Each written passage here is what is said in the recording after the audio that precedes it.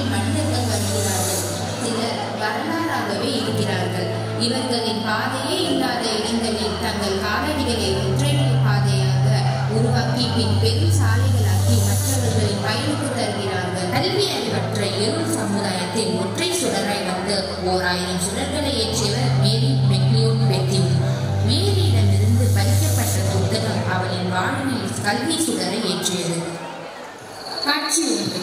மேரியின் குடும்பம் காலை 5 மணியிலிருந்து பருத்தி காட்டில் வேலை செய்யும். பகலில் வீடு திரும்பும் தாய் சமைத்து உணவு உண்ண அனைவரையும் அழைத்தார்.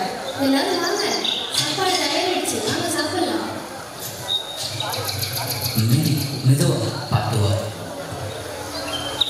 குடும்பத்தினர் அனைவரும் ஒன்றாக அமர்ந்து உணவு உண்டனர். மேரி உணவு உண்ட பின் வெளியே வந்தார். அங்கிருந்த பருத்தி காட்டை பார்த்தார். இந்த பருத்தி செடி எப்பதான் பூக்கும்? இது பூத்தா நானா முதல்ல பார்ப்பேன். ஆஹா, இந்த பருத்தி செடியோட முதல் பூ பூத்திருச்சு. நானா முதல்ல பார்த்தேன். எல்லாரும் வாங்க வாங்க. எங்க எங்க எங்க பூத்திருக்கு? இதோ இங்க பூத்திருக்கு பாருங்க. மேரி, நான் தவிச்சு துணியா அந்த வெள்ளை சாமிக்கு போய் கொடுத்துட்டு வரேன். நானும் வரேன்.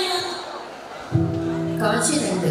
வெள்ளைக்காரர் வீட்டுக்கு செல்ல கருப்பர்களுக்கு அனுமதி இல்லை என்பதால் மேரியின் தாய் பின்பக்கமாக சென்ற மேரி வெளியிலேயே நிற்கிறாள். மேரி, நீயும் விளையாட வரியா? வா மேரி, விளையாடலாம். மேரி விளையாட்டு பொருட்களை எடுக்கிறார். அங்கிருந்த அழகான புத்தகத்தையும் எடுக்கிறார். அந்த புத்தகத்தை கொடு. ஏன்? நான் எதுவும் செய்ய மாட்டேன். உன் புத்தகத்தை நான் பத்திரமா வச்சுக்கிறேன். அதெல்லாம் நீ எடுக்கக்கூடாது. ஏன்? உனக்கு படிக்க தெரியாது. உனக்கு எதுக்கு புத்தகம்? கொடு.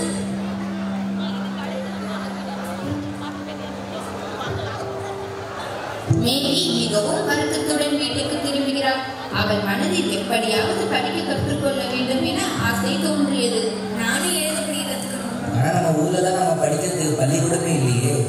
ஆனால் மேரி மனதில் படிக்கும் ஆசை அதிகமாகிக் கொண்டே இருந்தது. அவர்கள் வீட்டில் இருக்கும் பைபிளை பார்த்தார். நான் எப்படியாவது படிக்க கற்றுக்கிட்டு எங்க அப்பா அம்மா முன்னாடி இந்த பைபிளை நான் வாசிக்கிறேன். காட்சி 3.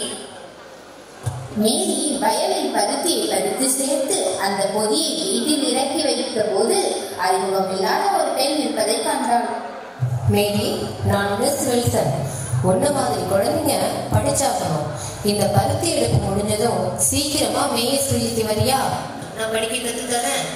மேரி வயலில் வேலை செய்யும் மற்றவர்களிடம் மகிழ்ச்சியுடன் கூறினார். எல்லாரும் சீக்கிரம் வேலை செய்யுங்க. அந்த மூலையில பருத்தி இருக்கு பாருங்க. இதோ இங்க. சீக்கிரம், நான் வேலையை முடிச்சுட்டு பள்ளிக்கூடத்துக்கு போகணும். காட்சி 4. மேஸ் வெளியில் பெரிய உனக்கு என்ன வேணும் தெரியுமா?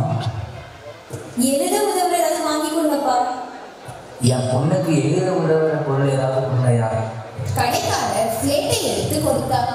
இதான் ஸ்லேட்டு. இந்த வெள்ளை சாக்பீஸ் வச்சு இதுல எழுதலாம். அவன் மகனும் வீட்டுக்கு வந்தப்ப வீட்டுல எல்லாரும் நாளைக்கு மேரி பள்ளிக்கூடத்துக்கு போறதை பத்தி தான் பேசி கொண்டிருந்தார்கள். மேரி, நீ படிச்சதை எங்களுக்கும் சொல்லி தரியா? ஓ எஸ், நான் கத்துக்கிறதுல நான் உங்களுக்கும் சொல்லி தரேன். காட்சி 5. மேரி தினமும் 5 மைல் தூரம் நடந்து பள்ளிக்கு போவார். பள்ளியில் புதிய விஷயங்களை கற்றுக்கொண்டார். மாலை 5 மைல் தூரம் நடந்து வீட்டிற்கு வருவார். சில வருடங்கள் ஓடி மறைந்தன. ஊரில் கணக்கில் ஏதும் சந்தேகம் வந்தால் மேரியிடம்தான் வருவார்கள். இறுதியாக பட்டமளித்தல் விழாவும் பள்ளியில் நடந்தது. அந்த ஊர் மக்களுக்கு அது மிக மிக முக்கிய விழா. ஏனெனில் தங்கள் வாழ்க்கையில் காணும் முதல் பட்டமளித்தல் விழா அதுவே. பட்டத்தை வாங்கிய மேரி மிக மகிழ்ந்தார்.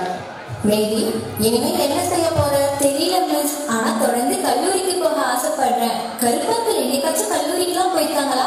இல்ல, மிக அபூர்வம் தான். ஆனா நீ போக முடியும். அப்படியா? எப்படி? மேற்கு பகுதியில் வாழற ஒரு வெள்ளைக்கார பெண்மணி ஒரு கருப்பின குழந்தையோட படிப்பு செலவுக்கு பணம் அனுப்பியிருக்காங்க.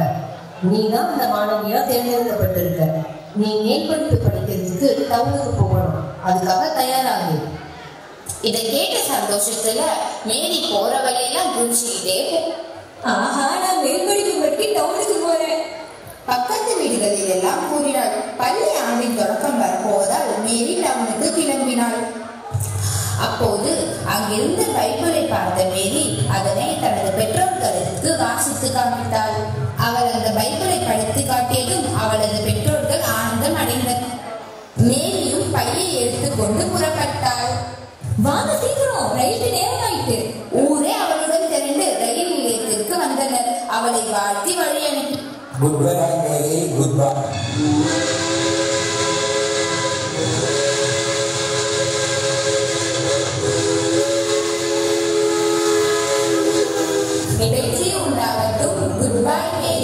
காலத்தில் சமையல் செய்தும் தோட்டமிட்டும் பொது இடங்களில் பாட்டு பாடியும் சிறுக சிறுக பணம் சேர்த்து குப்பை கொட்டும் இடத்தில் ஒரு பள்ளியை உருவாக்கினார். ஒடுக்கப்பட்ட கல்வி மறுக்கப்பட்ட சமூகங்களில் பொருளாக மாறினார் மேரி